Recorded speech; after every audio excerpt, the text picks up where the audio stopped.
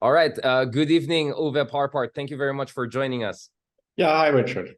As Good to always, be a there. pleasure to talk to you. Of course, in the past, in a different platform, we had the opportunity to talk about the latest with the BRICS, with China, US competition, and Russia.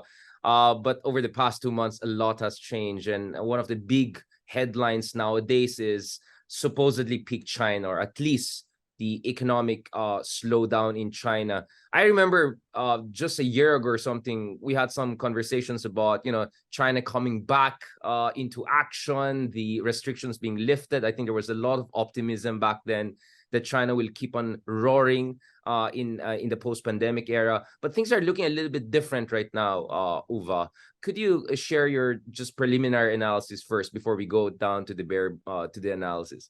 Well, look, the Chinese chose a lockdown way of dealing with the pandemic. Many other countries partially did that. Some didn't do it at all. My own view all along was that lockdowns are nonsense and will not actually make a whole lot of difference. But, who am I to say? The actual effect on the Chinese economy of that was significant. Clearly, especially the Shanghai region, suffered very significantly. Now, how do you come back once you release workers? Once you, even if you don't lay them off, they need to still get back into the swing of things. That started happening in the first quarter of this year. And at the same time as that happened, certain other difficulties that had arisen in the Chinese economy came to the fore, primarily the problems with the real estate market, the property market. And the only really comparable type of situation that I could point to is the real estate crisis in the United States in the 1990s, which was resolved and led to a whole new asset class that resolved it, namely so-called mortgage-backed securities. So China is now coping with the same problem, and it is also coping with a problem of being able to exercise central control over the economy, as opposed to allowing local governments to basically do whatever they feel like doing, and do it very often in a very inefficient and, in fact, corrupt manner. So China is now dealing with the aftermath of the pandemic, and at the same time, the aftermath of a development of a property bubble, which is causing difficulties. The second thing it's doing, which is the most important thing, is massively investing in what is called industrialization 4.0. Basically 5G and artificial intelligence-driven industrial development. So it's an economy inspired by Germany, right? It has some German inspiration, last time I checked, right? Yeah, of course. There is a close connection with the German economy. Some of the major German companies like Siemens, like on the automobile companies like Volkswagen, Audi and BMW, Mercedes, all involved in that. And it's a very close collaboration, even though the United States has been doing everything it can to prevent it from happening. So.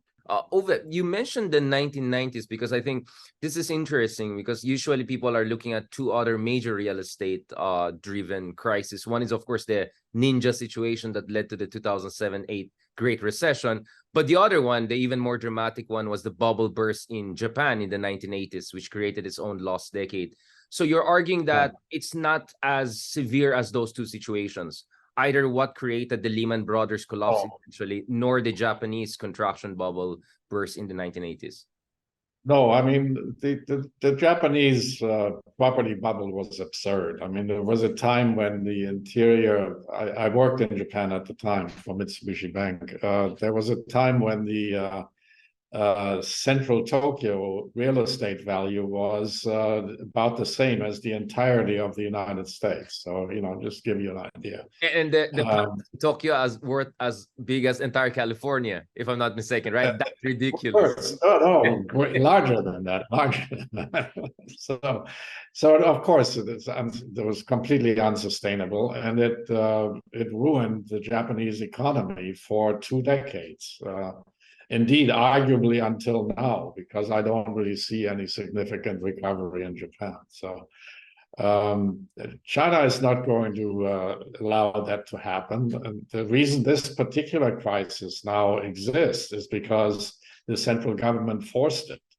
The central government told the likes of Evergrande and Country Garden and so on and so forth, we're not going to bail you out. You're going to go bankrupt. You're going to get reorganized. And we're not going to allow speculation in the property market. Property is for people's housing and not for speculators' gain. Okay. And it's a very tough policy. They're willing to take a lot of risks, but they're doing that in a very nasty way. And that's what's happening. Now, of course, a lot of people are unhappy with that. It's the people who are dealing in Chinese property bonds are taking a very, very cold shower. And I think it's the right policy, absolutely. And that's what they need to do. Does it have any contagion effects for the rest of the economy and so on? The answer is no. If there were contagion, then the one thing that would indicate that is the measure of contagion, the global measure of contagion, which is the so-called CDS, right? The so-called credit. Now. Yeah, fantastic. So I think now I'm not being allowed to share the screen, but it's okay. We'll just have it superimposed later. So you're looking at the China 5-year CDS between 2008 and 2022, right, which the rates are pretty high. 2008, 2009. This is, of course, in response, perhaps. That's the U.S. That's the U.S. crisis, right? So 2007, 2008, the so-called subprime crisis, where I don't know. I mean, in the U.S., nobody looked at credit ratings any longer. If you wanted a mortgage, you got one, and of course, that whole thing just went to hell in a basket. So, pretty much had massive contagion effects. The world economy, the world financial system was in serious danger. One of the major things that allowed that or prevented that from happening was collaboration at the time with Hank Paulson, the U.S. Treasury Secretary, and Goldman Sachs, Wang Qishan, his equivalent in China, and China massively injected funds into the world economy, which allowed the matter to stabilize. But anyway, if you look further to the right now, to the current situation, China's CDS is normal. And if anybody were to worry about some massive collapse or problems of the kind that happened in the US in 2008, that would not be the case. There's no credit default swap dealer who wouldn't jump on the opportunity to sell if indeed this were the situation.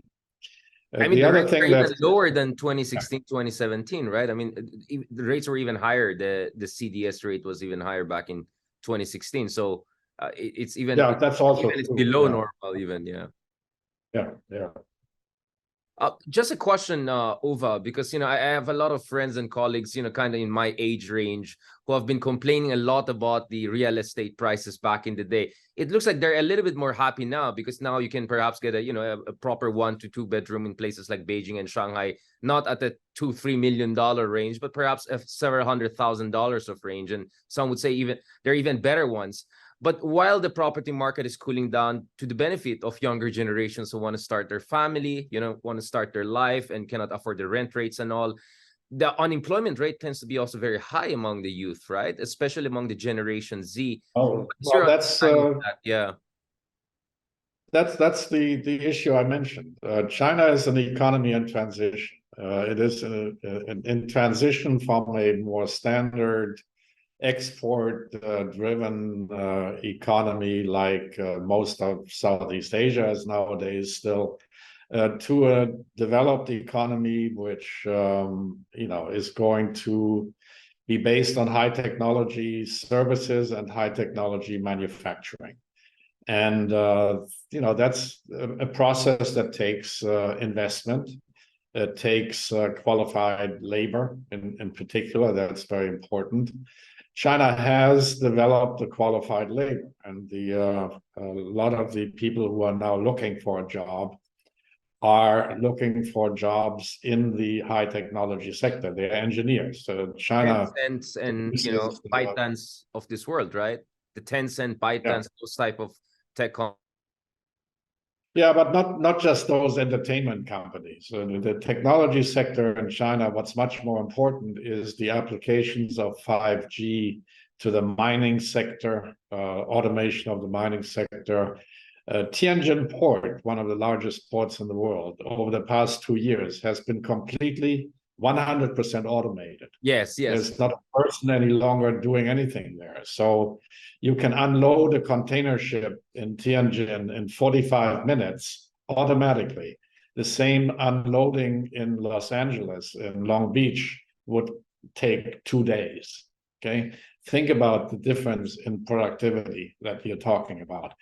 But what is happening as this transition is occurring, the labor force has to be adjusted. The labor force, people who are not trained to be able to deal with 5G steerage in a port facility or a mining sector in Mongolia are not going to have a job. So that's the biggest problem. And what's needed here is massive private sector. I want to really stress that. And the Chinese, it's very easy to get investment into from the big Chinese banks into the SOEs, into the state-owned enterprises, because they always look at the banks are state-owned. They know that if they lend to the state-owned enterprise, eventually they're going to be paid back, or at least they're not going to be blamed. But if they're lending to the private sector, then they're taking a risk, right? You're right. And so they're very reluctant to do so. And this is a big fight right now. The central government wants that kind of lending. The local governments are very, very reluctant in this regard. And the fight is over this. And right now, what Xi Jinping is telling everybody is, we're going to let you go bust. And we're not going to bail you out.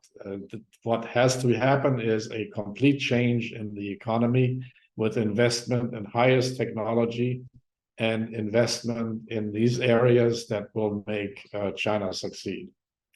It's nasty, but it's happening. So, speaking of transition, Uwe, of course we had reshuffles in the Politburo. Now we have the replacement of Li Keqiang, who for a long time was the economy man, supposedly at economics and all of that. Are you comfortable with the current group of top technocrats, whether in the finance? Well, absolutely. I mean, Prime Minister, yeah.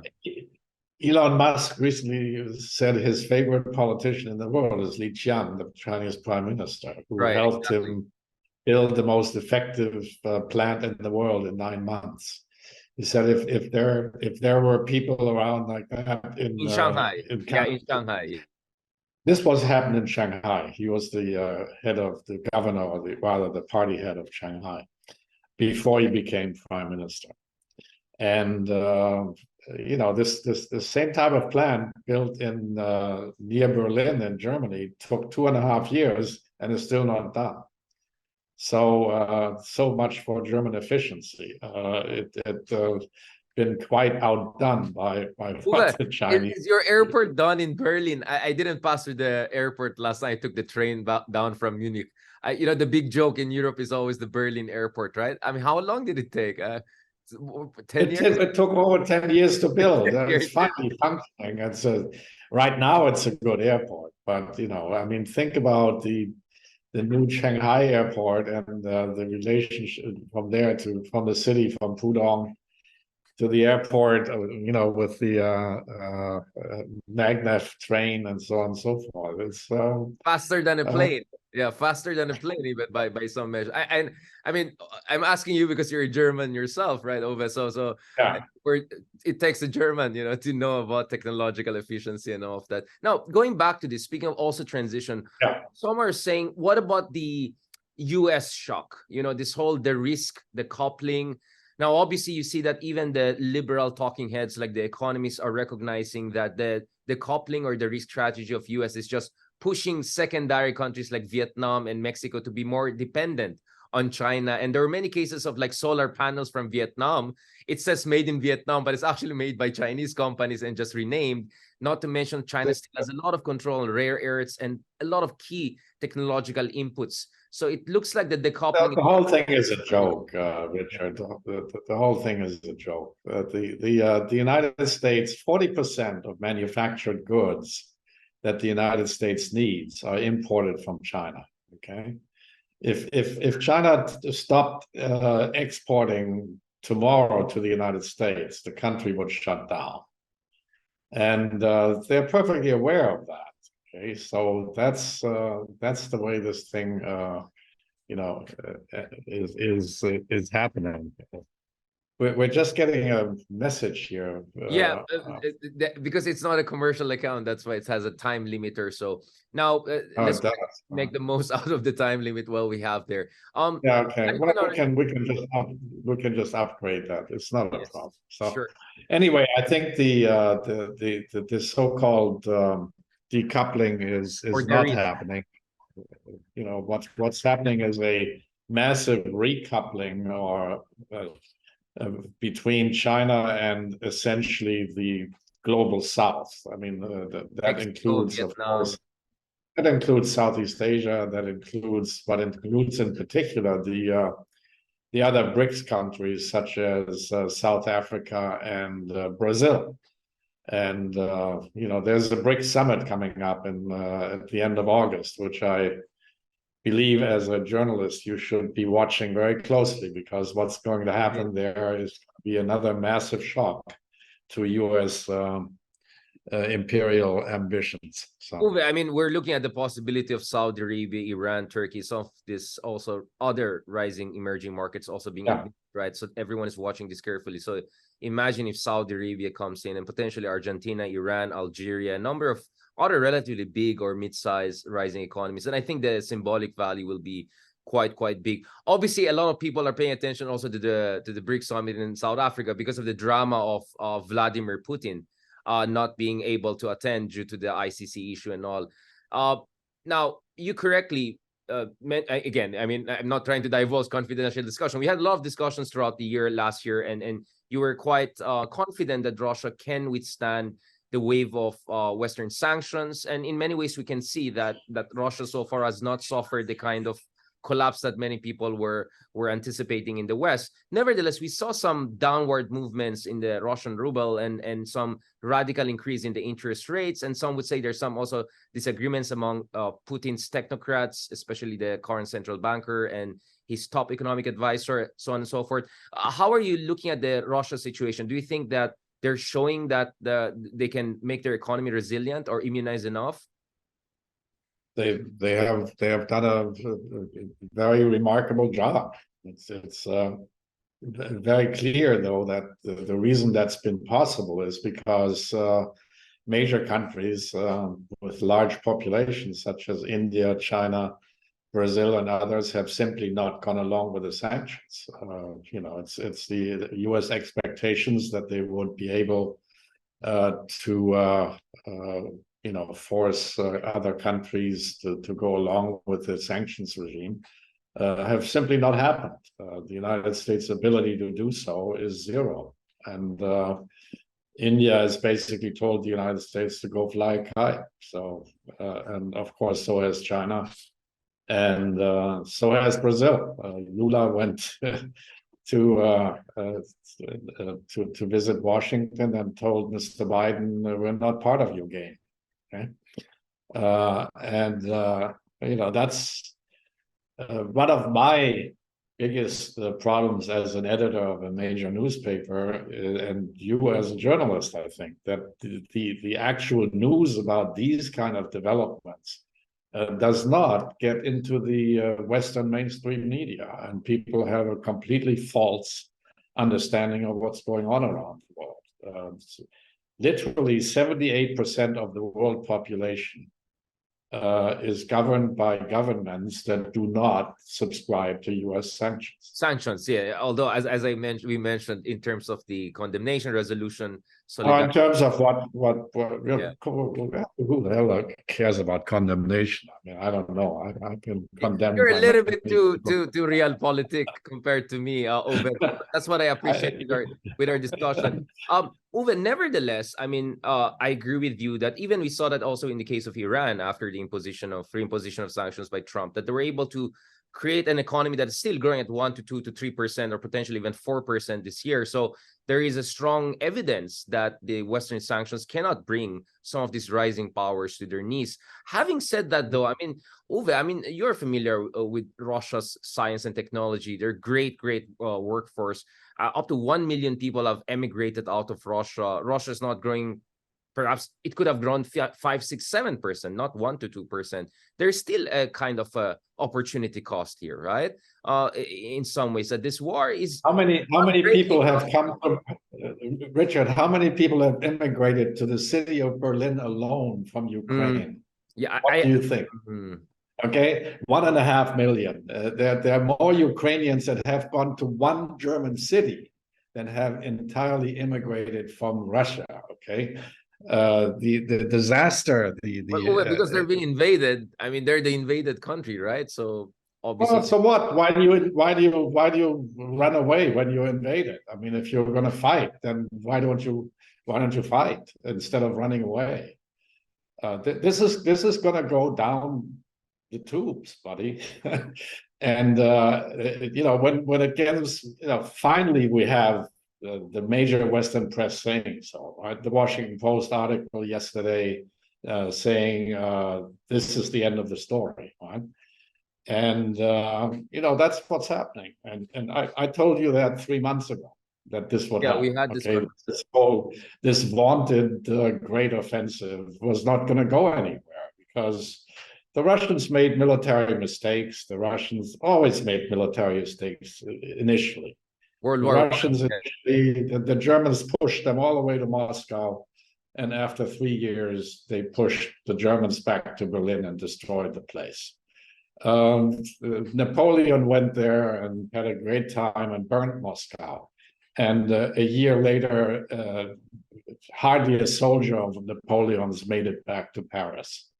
Karl XII of Sweden invaded Russia and initially did so very successfully and was completely defeated. This is what people completely underestimate and misunderstand Russian history. Of course, this is not a great example of a democratic country, but you know, it's a country that does its stuff in the way in which it does. And the ability of the United States or Ms. Victoria Nuland or whatever to do something about it, I think is, thank God, very limited. The United States should get its own house in order, which is in disorder to an extent, which I think is also becoming very obvious to the rest of the world. Indeed, it's obvious. Just last question, perhaps on this. I think we're gonna catch up after the BRICS summit. I'm sure we'll have interesting. Let's do that. Yeah, good idea. Let's do that in a few weeks' time. Just last question. What is your sense here, because I agree that the asymmetry is huge. The impact on the Ukrainian economy is far worse than the impact on the Russian economy. They're a far smaller country. It's not clear how much reconstruction aid they're going to get from US or even Europe for that matter. Do you see the status quo persisting for a long time? Because I look at some of the papers coming out of Russia. It looks like Putin is preparing Russia for a long-term intermediate war footing kind of situation in terms of no. Putin went to Rostov-on-Don, to the military headquarters yesterday, and told them we are preparing a major offensive. And if that offensive happens, as you will be able to look at it from the area of Sumy and then from the area of Kupiansk, where the Russians have been pushing the Ukrainians back much further than the Ukrainians have been able to push the Russians back in the south. If that happens, then Kharkov, the second largest city in Ukraine, is going to be actually from two sides going to be surrounded, and that will be the end of the story.